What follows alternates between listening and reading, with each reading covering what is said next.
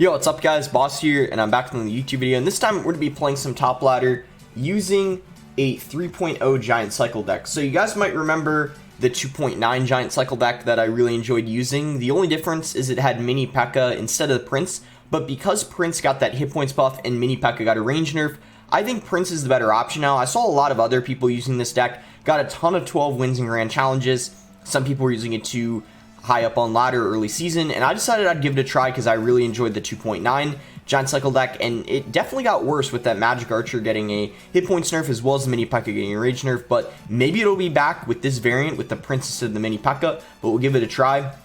You know, you still have a really fast cycle. 3.0 is still really cheap and definitely a fast cycle deck, especially for, you know, giant. Typically giants, like at least I would say 3.5, but this is quite cheap. You have, you know, bats and skeletons as your kind of cheap cards. You know, they do high DPS on defense, cycle you really quick, and then you have log and zap as your spells. You can get some solid chip on the other people's tower, and also just very helpful like on defense as well. So let's go ahead, and then, you know, of course Magic Archer, you know, as a secondary win condition if you can't get damage with the giant or miner. So we're at 6,075 right now, almost top 1,000. I climbed up a lot since the last video. We're actually one trophy below our season highest, so yeah. Doing pretty good. Let's go ahead and search for the first game. We'll try to push up even more. And we're going to be versus Esta Giorio. Giorio? I don't know if I pronounced it right. But anyway, we're going to go ahead and cycle a miner in the back. We don't really know what this is yet, just from seeing Dark Prince. But I mean, typically that probably is going to be like giant. It could be Royal Hogs. It could be... But with him having Prince as well, it could definitely be Giant Double Prince. I mean, that's actually, at that point, what I'd assume it is.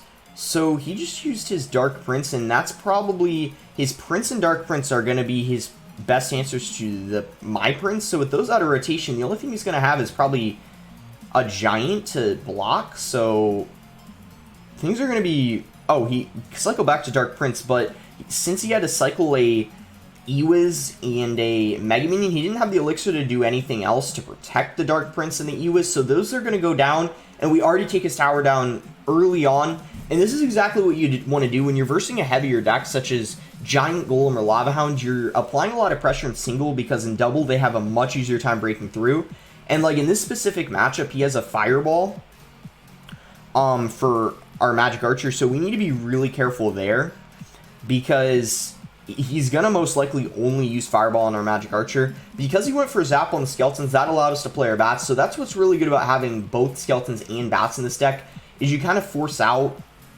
you know, maybe a Log or Zap, and then you can use the other one. Well, like if they go for a Snowball or like a Zap on your Skeletons, then obviously you play the Bats. So we go for a Magic Archer here just to clean up this Mega Minion. We want to play it in the right lane, so then that way he can't Fireball the lane that has the least amount of hit points. We'll just cycle our miner in the back. I'm not sure if he's going to go for a giant in front of this Dark Prince, but if he does, I'll just play a Prince. We'll go for Skeletons just to distract the Dark Prince so it doesn't get a charge on our Prince.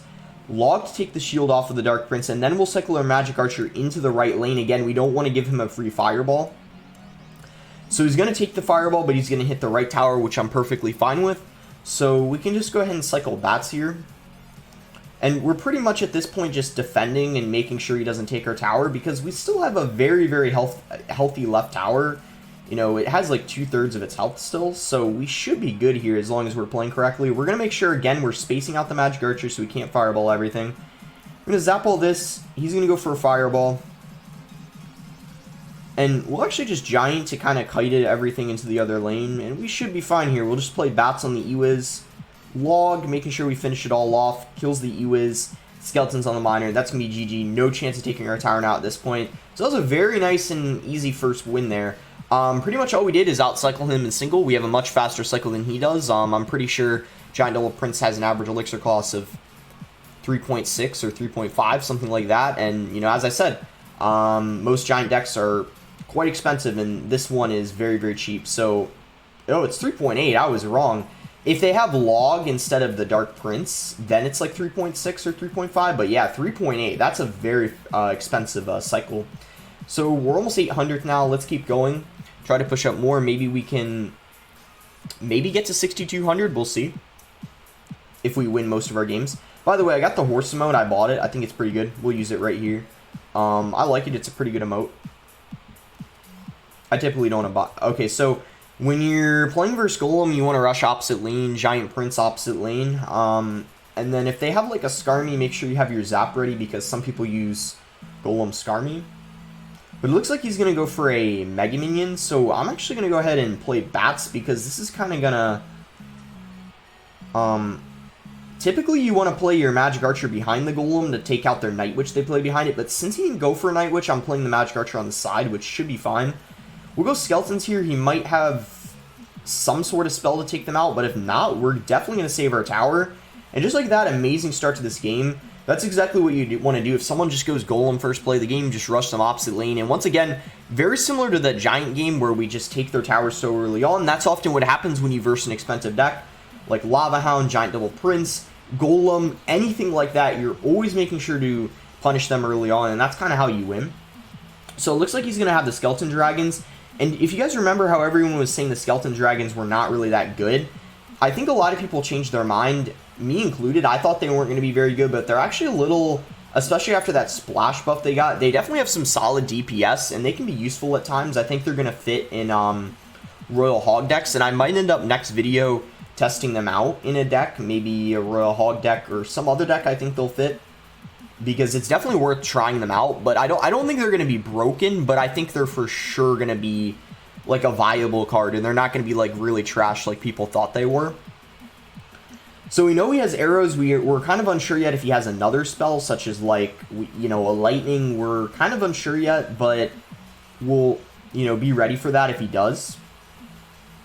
So he's going to go for Night Witch. It was actually kind of an interesting placement. Oh, wait, he has a Zap. So Zap and arrows are his spells. So he probably doesn't have a Tornado, so Magic Archer is going to get a lot of value here behind our tower, finishing everything off. We'll go for Skeletons here, and then we'll just go for a Log. I was thinking of playing a Defensive Miner, but that's going to be enough. The Skeletons distracted it long enough, and that way we can save a couple Elixir.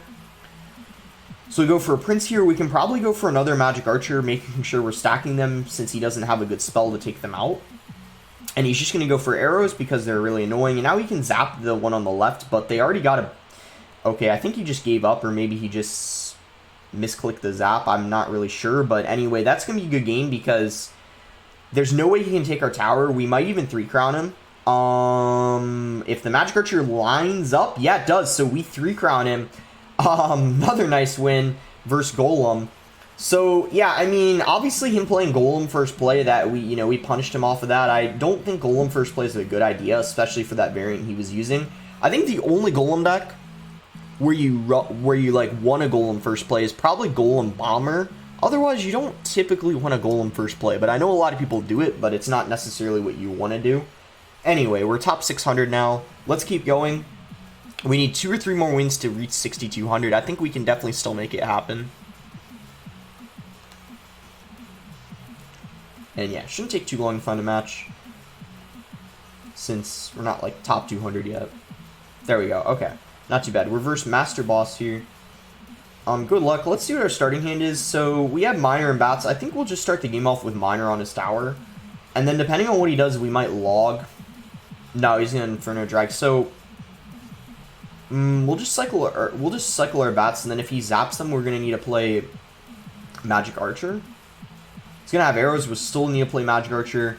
Just Skeletons, because I think the Inferno Drag would have gotten a couple hundred damage on our tower, and I didn't really want to take that damage. It's just better to prevent it, especially for only 1 Elixir.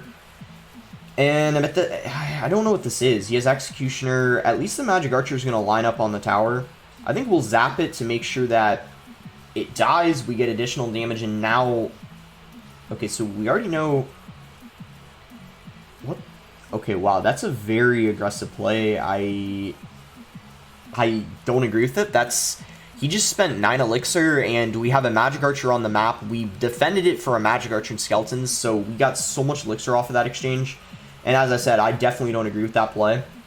So he has a very strange deck, to be honest. Like, he has... okay, so he has a Pekka too. As I said, this is a very, very interesting deck.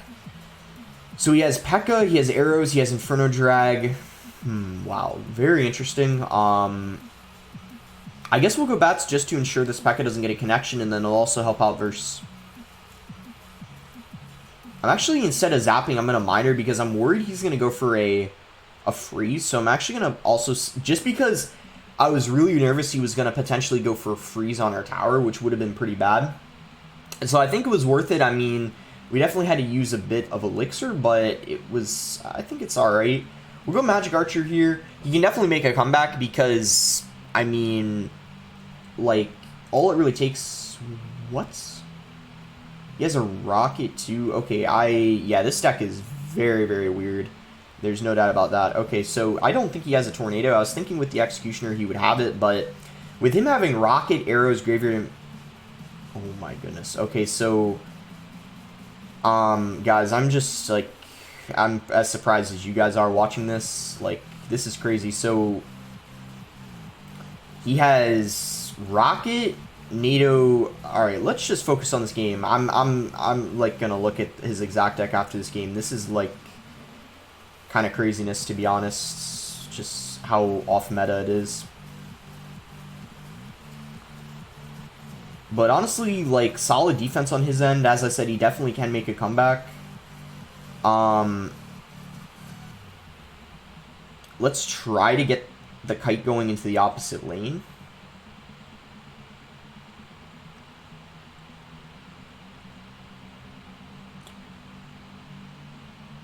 And that one bat definitely helped out versus that graveyard. Okay, so do we get the Prince to connect to the tower? Yeah, there we go. He did not have the elixir. So what a game. What an interesting deck. I'm definitely going to look at his deck after we click the OK screen. Okay, so... Oh my gosh. Okay, hold on. I had to sneeze there. Anyway, he has Inferno Dragon, Pekka... Like, you know, Executioner. Alright, that's fine. But then he has Tornado, Graveyard, Freeze, and Arrows. And Rocket. So that's 1, 2, 3, 4, 5 spells. That's just crazy. What a deck. I mean, it could work. I think just the Rocket might be the only thing he needs to change. I don't agree with the Rocket being in the deck. If he had, like, maybe even, like, a Poison or something, just something a little cheaper, it could work. But I guess he needs the Rocket for Expo, right? Because Expo would crush that deck if he didn't have Rocket. But... Anyway, we got a nice win there regardless. It was just such a weird deck. I was really thrown off. Like, I was like, okay, he definitely doesn't have another spell. I even played the Miner in the back because I was like, alright, he doesn't have a Tornado. And then he uses Tornado and ends up having 5 spells. Like, that's just crazy. But yeah, sometimes beginning of the season, even when you're quite high up, you can just verse these strange decks. It's very weird.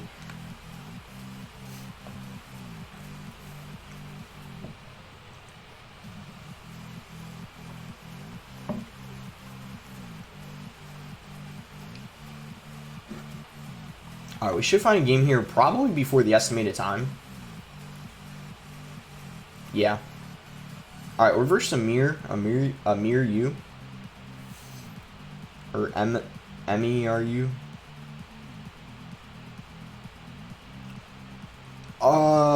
We can just split bats. So he's gonna have Skeleton Dragons. You know, Skeleton Dragons by themselves don't do that much damage, or they're not really that threatening, but if they're both together, it can be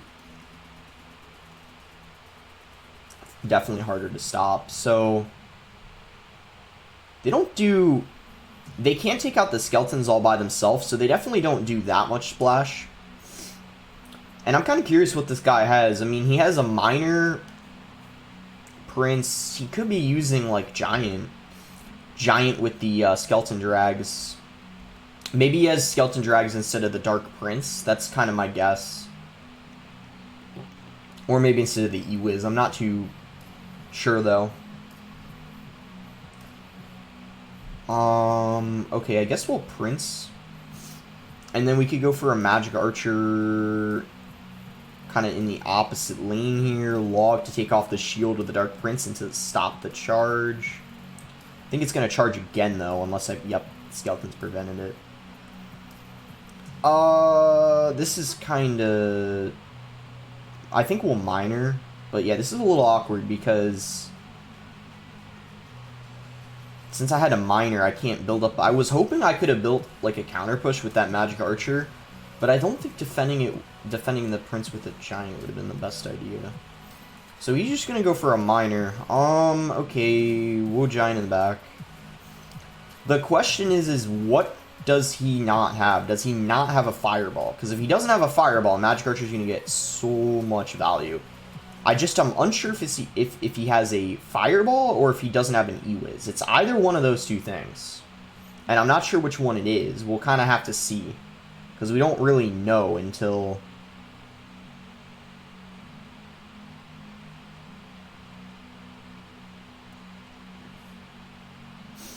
So, my best guess is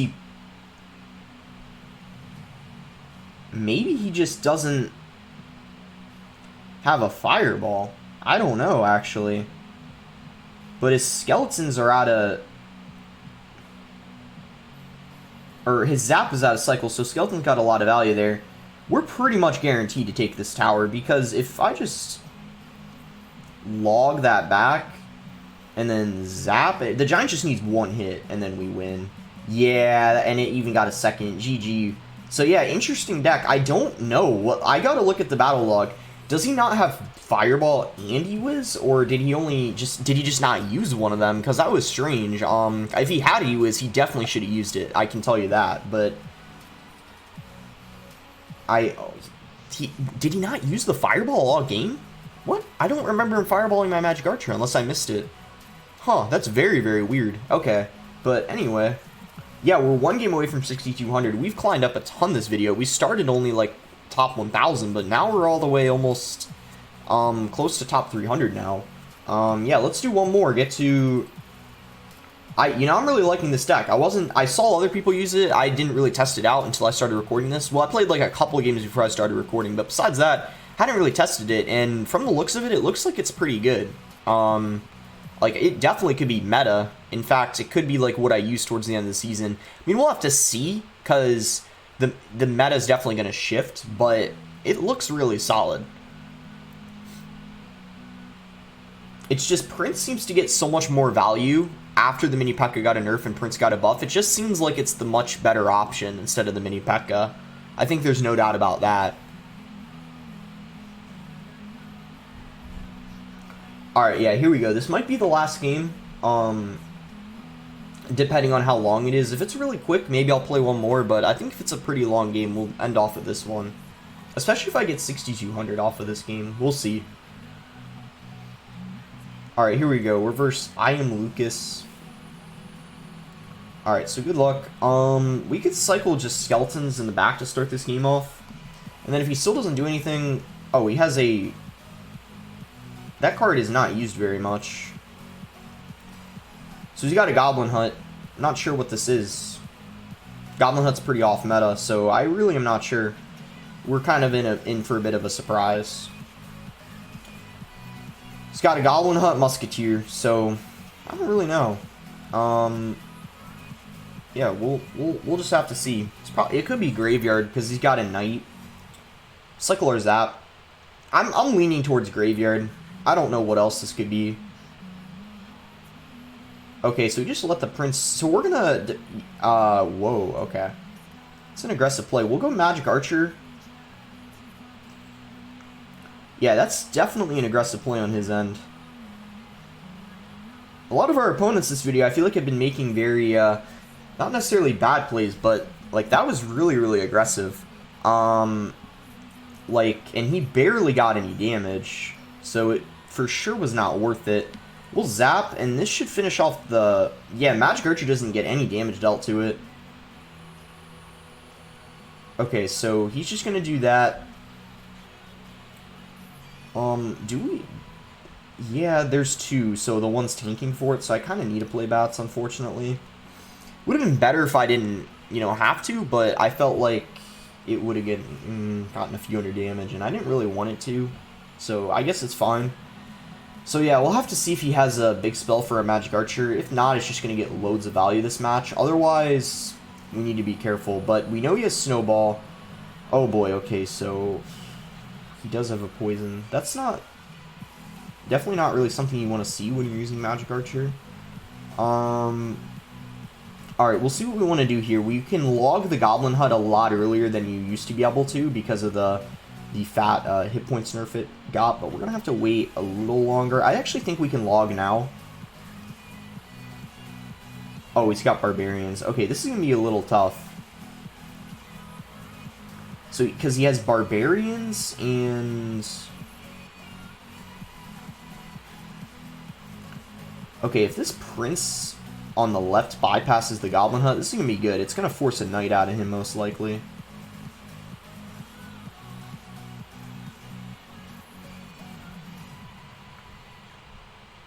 Nice. So now our Magic Archer gets a lot of value.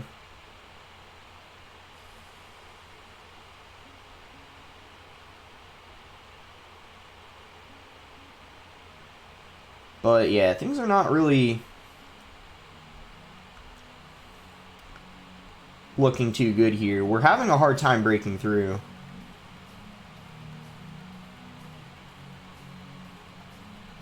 But if we can kill this Musketeer... Oh, he activated King.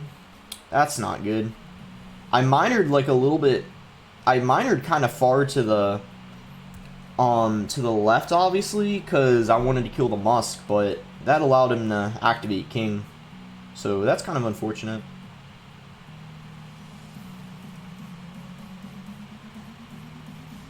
Alright, we defend that really nicely, and we even have a Magic Archer now helping out on the counter push, so that was really, really good for us. I don't know if it's going to be enough for us to win the game, but that was definitely really good. We just can't play any...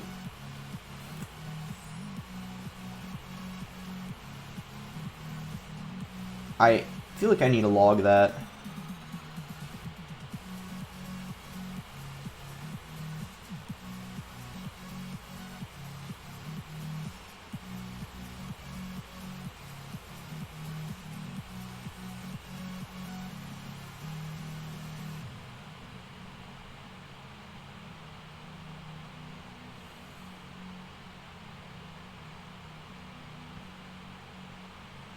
I mean, this is kind of coming down to the wire, but I think we probably lose just because we don't have a big spell, so I don't really...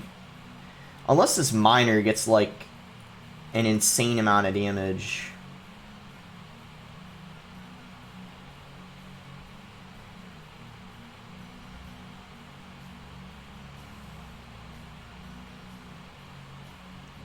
Wow, what a close game. He played it, you know, pretty well, though.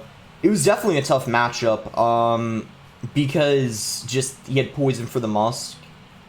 Or, poison for the Magic Archer, I mean. And we didn't really, like, the Barbarians, we didn't have a good spell for them. Goblin Hut, he just had a lot of good ways of dealing with our Giant as well as our Prince. And the fact he got the King activated too didn't help at all. I think had that not happened, our Miner might have gotten a couple more hits in a couple situations, or maybe we would have gotten more damage other ways. But yeah, it was still really close. So we versed a lot of Skeleton Dragons this video. I think we played verse... I don't know. I think I started recording with this one. So we played 1, 2, 3, 4, 5 games, and out of them there was 3 people using Skeleton Dragons. And so I guess the way I look at it after those games is Skeleton Dragons didn't really seem like very good. It seemed they seemed useful in certain situations. Like this game, I wouldn't necessarily say it was the Skeleton Dragons that lost us the game. It was kind of in this one mostly like the Barbarians and the Poison, but I feel like they seem to be pretty useful, and I think they're going to pair well in specific decks that maybe you're baiting out spells. Like, the one I was thinking of trying it in was, I might try it in this deck for next video. You know, this could work because you kind of have a bunch of spell bait elements in it. Like, you see you have the Hunter, the Barbarians, the Firecracker, and the Royal Hog, so it could fit well in this type of deck, but it'll just have to be something I test out. But anyway, that's going to be it. Make sure to like the video if you guys enjoyed it. Subscribe if you're not subscribed already. And let me know what Skeleton Dragon decks you guys want me to test out, because, you know, I just unlocked the card in the challenge probably like 30 minutes before I started recording this video. So haven't experimented them too much, but I'll gladly do it next video. But anyway, thanks again. Until next time, guys.